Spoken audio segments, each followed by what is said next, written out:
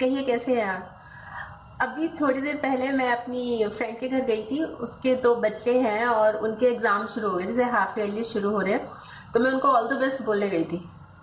तो उनके यहाँ से जब मैं लौटी हूँ तो मेरा बहुत मूड खराब है। मूड इसलिए खराब है कि उनके घर में ना माहौल बिल्कुल जैसे कर्फ्यू नहीं लग जाता, सब बंद।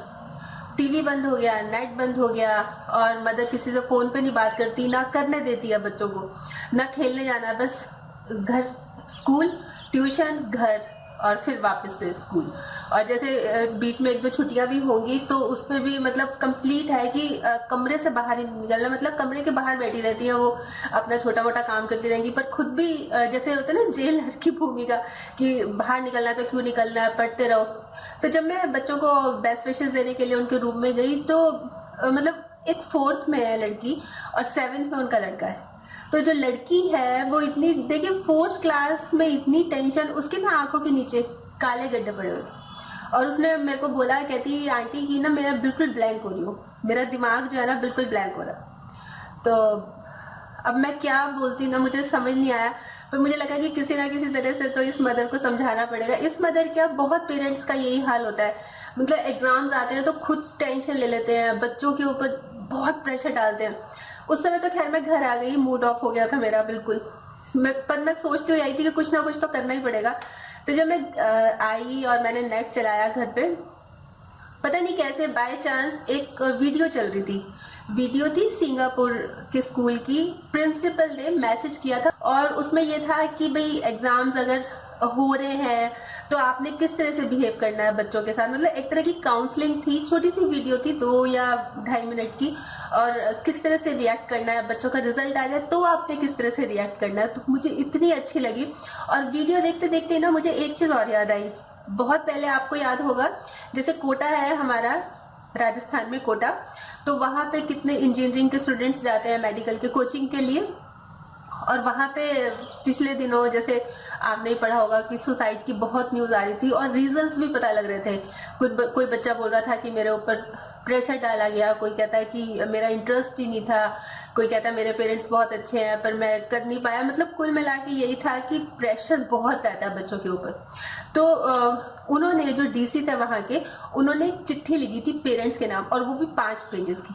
और फिर मैंने वो दोबारा से नेट पर सर्च की, क्योंकि मैंने उस समय तो पढ़ी थी, पर उसके बाद जैसे होता है, पर अब मुझे लगता है कि उस चीज की भी पूरी जरूरत है।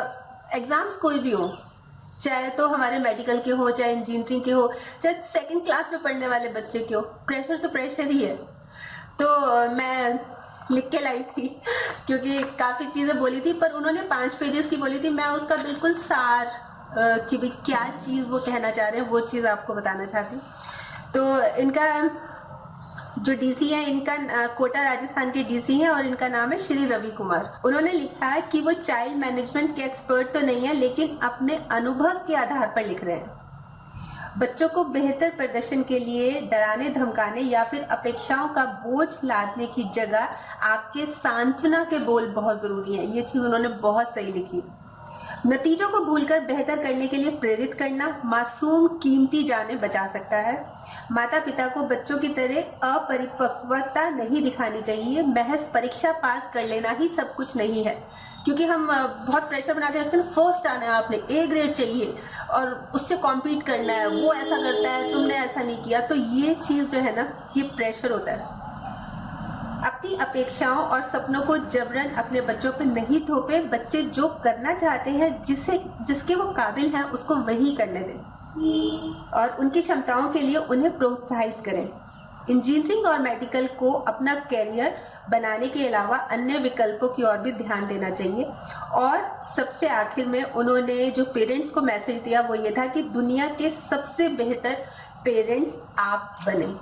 देखिए कितना अच्छा मैसेज है। मतलब एक डीसी होके उन्होंने इस चीज को महसूस किया कि क्योंकि वो उस एरिया के डीसी थे और उनको लगा कि किस तरह से जो डेथ्स हो रही हैं और किस तरह से बच्चों के ऊपर प्रेशर बनाया जाता है, कितने टेंशन में बच्चे आते हैं। तो ये चीज बहुत बहुत और बहुत समझने वाली है। पेरेंट्स को एग्जाम से पहले, एग्जाम्स के दिनों में, एग्जाम्स के बाद, तीनों चीजें जो बहुत क्रूशियल टाइम होता है, बहुत प्यार से, मतलब बेस्ट टाइम टेबल रहता है। एक टाइम टेबल बना लीजिए, इस टाइम से इस टाइम में ये करना है, इस टाइम से इस टाइम में ये करना है। तो मुझे लगता है कि ये चीज़ बहुत फ्रूटफुल रहेगी बजाय कि कर्फ्यू लगाने के, बंद कर देने की। ये चीज़ तो बिल्कुल ही गलत है, बिल्कुल ही गलत है। वैसे इसी बात पे मुझे एक बात याद आ रही है कि इस दुनिया में कुछ अच्छा रहने दो, बच्चों को बस बच्चा रहने दो। तो ज़रूर सोचिएगा इस बारे में। अगर आपके आसपास बच्चे हैं, आपके घर में बच्चे हैं और थोड़ी सी आप स्ट्रिक्टनेस दिखा रहे हैं, मतलब स्ट्रिक्टनेस पेरेंट्स हर एक चाहते हैं कि अच्छा रिजल्ट आए, बच्चा अच्छा एग्जाम में करे, पर प्रेशर नहीं डालना चाहिए। मतलब करने दो उसको, कोई बात नहीं, सिर्फ यही एग्जाम नहीं है, जिंदगी में और बहुत सारे एग्जाम्स है और उसको पता नहीं कितना बढ़िया करके जाएगा। मतलब अपने बच्चे के अंदर जो छिपा हुआ है ना, जैसे मैं हमेशा बोलती हूँ, स्पार्क है हर एक में, तो उसको निकालिए और बिल्कुल कूल एकदम एट ईज होके। बिल्कुल जरूरत नहीं है कंपटीशन की, पता नहीं आपका बच्चा कहाँ नाम कमाएगा, क्या बन के दिखाएगा। तो जरूर सोचिएगा इस बारे में। कल फिर मिलूंगी एक और नए टॉपिक के साथ। तब तक अपने बच्चों को बहुत सारा और बहुत सारा और बहुत सारा प्यार दीजिए। बाय।